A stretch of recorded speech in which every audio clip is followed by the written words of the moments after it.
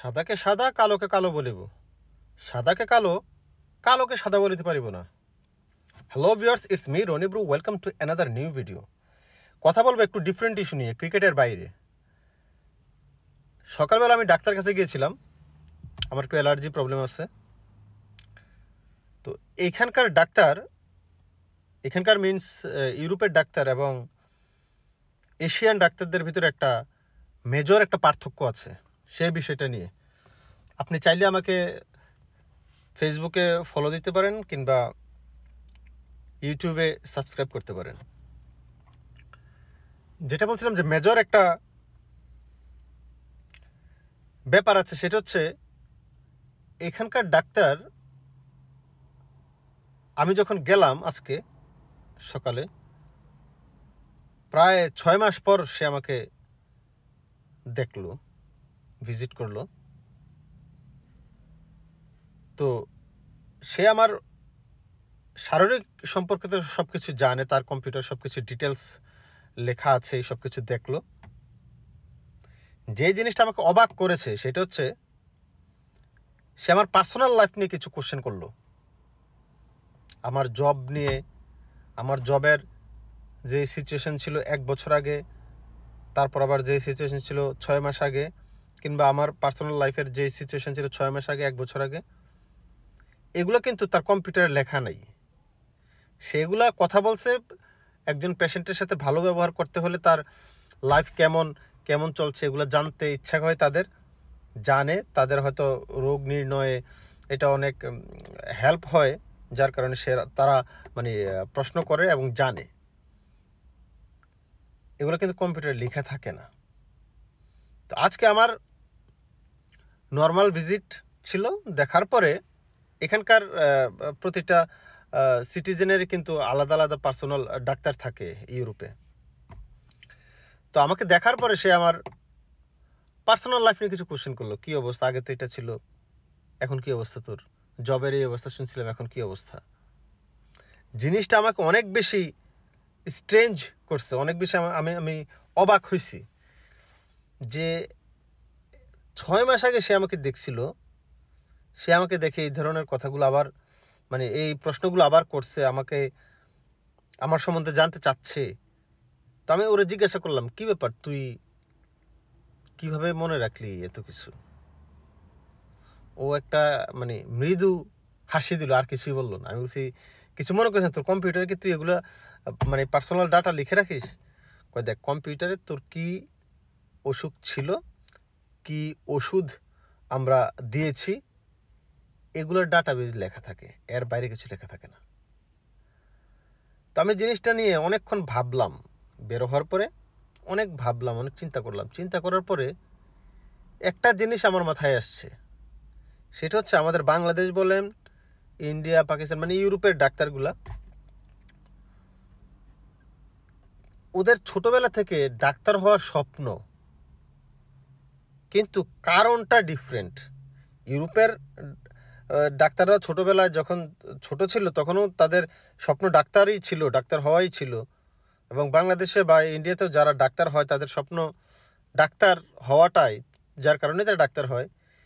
কিন্তু তাদের লক্ষ্যটা তাদের একটু ডিফারেন্ট আমার কাছে মনে হলো। আপনারা কমেন্ট করে জানাতে পারেন আপনাদের কি মনে হয়।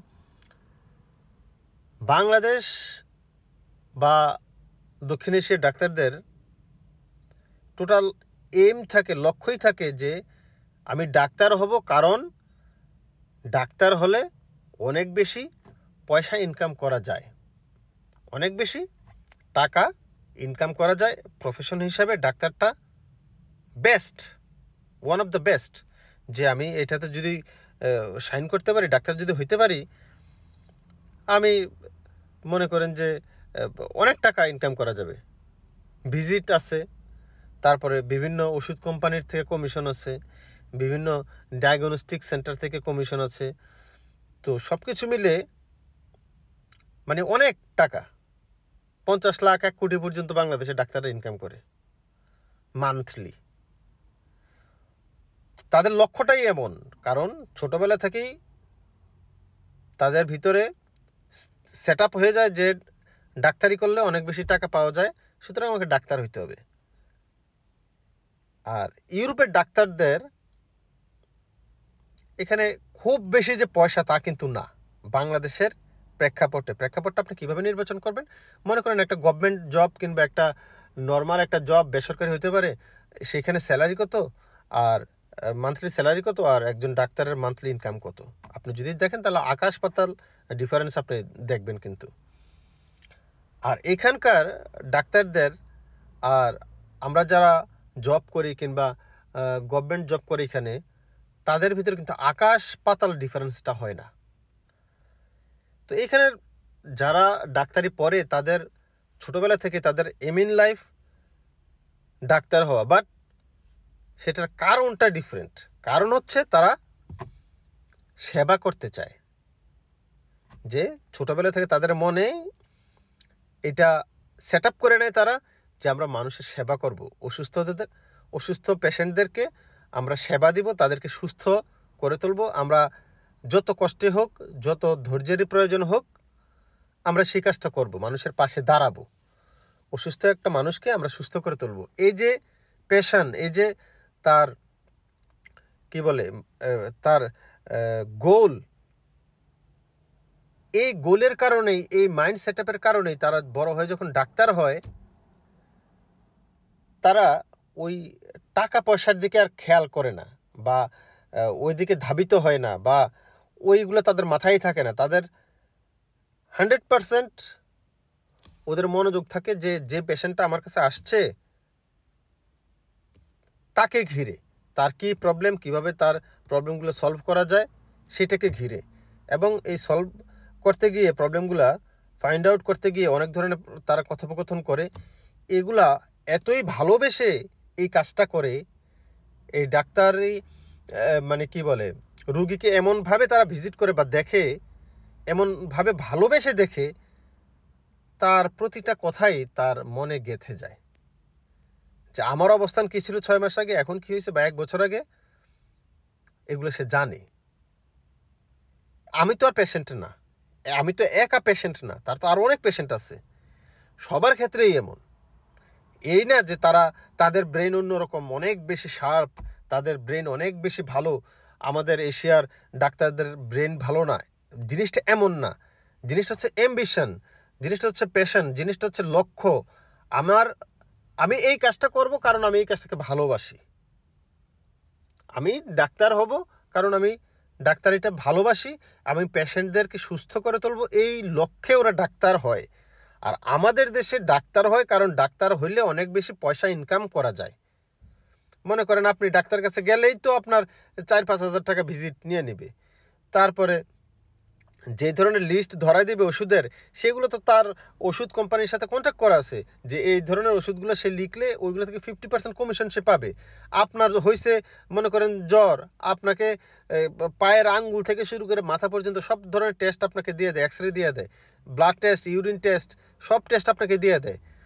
এগুলো কেন দেয়? এগুলো দেয় হচ্ছে কারণ ওই ডায়াগনস্টিক সেন্টারের সাথে ডাক্তারের একটা চুক্তি থাকে, যে আমি যত পেশেন্ট পাঠাবো, যত টাকা বিল আসবে, তার 50% কিন্তু আমার। 10,000 টাকা যদি আপনি বিল দেন ডায়াগনস্টিক সেন্টারে এগুলো চেক আপ করতে গিয়ে, 5,000 টাকা কিন্তু ডাক্তার আবার এগুলো কমিশন পেয়ে যায়। যার কারণে ওই এগুলো দেয় আপনাদেরকে, এত টেস্ট দেয়, এত ওষুধ দেয়। ওষুধের এত কিছু দরকার নেই, তারপর আপনাকে 15-20টা আইটেমের ওষুধ দিয়ে দেয়।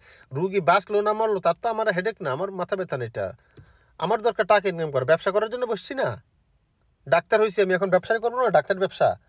তো এই হচ্ছে আমাদের আর ইউরোপের ডাক্তারদের ভিতরে মূল পার্থক্য। সবাই ভালো থাকবেন, সুস্থ থাকবেন। দোয়া করি সবাই যেন এই ধরনের ডাক্তারের কাছে না যাইতে হয়। সবাই ভালো থাকেন, সুস্থ থাকেন। আল্লাহ হাফিজ, আসসালামু আলাইকুম।